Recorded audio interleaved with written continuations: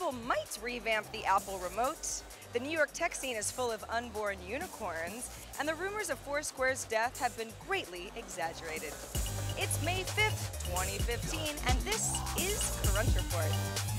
Remember when Foursquare used to be about check-ins and Mayorships, and it was so much fun, and then the company splintered into two apps, and then they took away all the fun, and then people stopped using it? Or I did anyway. CEO Dennis Crowley joined us on stage at Disrupt New York today to reassure us that Foursquare is not dead, quite the opposite in fact, because its business-to-business or B2B focus is still very powerful. 80,000 developers currently use Foursquare's platform. If you think about that, that's a lot of apps. For example, Twitter using Foursquare to power its location and tweets. Lots of startups use Foursquare for things like that, and the company sells data services to Twitter and Pinterest and maybe others soon. More potential there for sure. As for Swarm, that's the app that Foursquare used to be, also got a big update today that brought back some legacy features such as Mayorships, which loyal Foursquare users actually do care about. Cyclass Coffee, I'm coming back for you. Also on stage today, Chris Dixon of venture capital firm Andreessen Horowitz had some pretty lofty predictions for Silicon Alley. That's the term often used to describe New York's tech scene. Not valley, but alley, get it? Dixon says that the alley will soon see a number of billion-dollar companies born. Not only that, but 10 of these so-called unicorns, that's the name that we're now using for companies from humble startup beginnings that are now worth more than $1 billion, they're unicorns. 10 of them will reach that valuation in 3 to 5 years.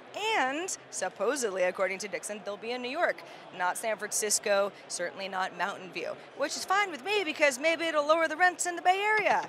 Dixon also defended Bitcoin while he was on stage and pointed out that 10,000 developers are currently working around the world to smooth out the cracks in the way that Bitcoin cryptocurrency works, which means long-term, it's destined to be a success.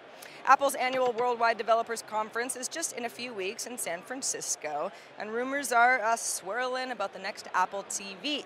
Here's the latest. A redesigned remote control which would include a touchpad that would let people scroll and also navigate. This is according to the New York Times, to which I say hallelujah, because the current Apple TV remote is absolute horse-pucky for navigation, and it's a complete nightmare for entering anything in, like a movie title on Netflix, and it also gets stuck in my couch a lot.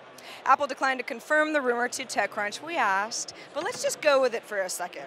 We would need more advanced navigation requirements anyway if Apple's revamping the Apple TV itself. Some rumors include an App Store and developer SDK, and it could also help big time with UI navigation and working within apps, and definitely with games. We'll know more on June 8th at WWDC's keynote. Do you check out content on Snapchat's Discover? The content from CNN or the Food Network, Comedy Central, big names like that? I don't really ever, and I might not be alone. In fact, some reports have claimed that Discover viewership is down up to 50% since the feature launched back in January. The company says, we're fine. They're forging ahead with Snapchat Discover Messages, which is an update that lets you send clips from Discover to your friends. So you tap and hold on a Discover photo or a video snap, and then you add your own drawing or text and send them privately to your friends. Those snaps will include a sent via Discover banner that users can then click to jump straight into Discover. So they're hoping to get people more engaged. So how does this all tie into Snapchat making money? Because obviously it really needs to make money, especially when it comes to branded content. Well, the company showed off an option by asking people to caption a photo of Burger King's mascot with Justin Bieber at the Mayweather-Pacquiao fight, not kidding, and also an IOU note that mentions Netflix. Sounds kind of weird, but the hope is that just by stimulating engagement between us and brands, a deeper payoff awaits. Okay, do you ever use eLansodesk? That's a platform where 4 million businesses connect with 10 million knowledge worker freelancers to fill contract jobs. Kind of an unfortunate name, but it was the result of two companies merging and them not having a rebranded name in place. Well, 5 months after raising $30 million, the service is finally rebranding as something much better. Upwork.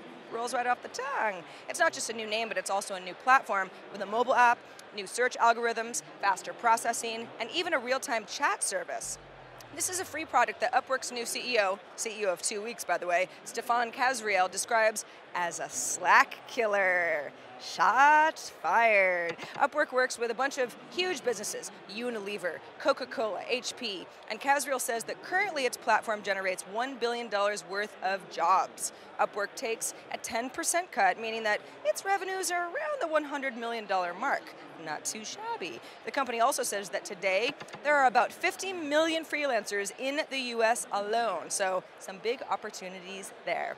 And that is the report from the second day of TechCrunch Disrupt New York from the floor in Startup Alley. I'm Sarah Lane. Crunch Report airs Monday through Friday at 7 p.m. Eastern, 4 p.m. Pacific, right here on TechCrunch.com. We'll see you right here tomorrow.